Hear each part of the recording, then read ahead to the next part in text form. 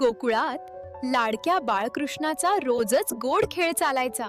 आज त्याचे डोळे त्या लोण्याच्या मडक्यांवर आहेत. अरे बलराम, तू ओटा धर, मी वर चढतो. म्हणत कृष्ण हसत हसत लोणी काढू लागला. हेच तर आनंद आहे रे.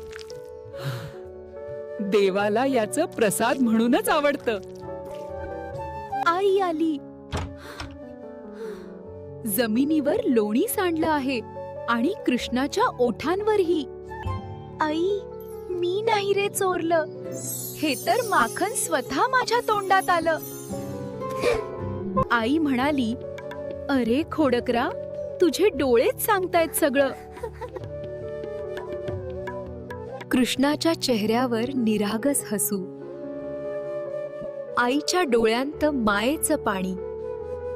खोडी ही प्रेमाची, चोरी ही भक्तीची. हा बालकृष्णच भक्तांच्या हृदयातील चिरंतन गोडवा.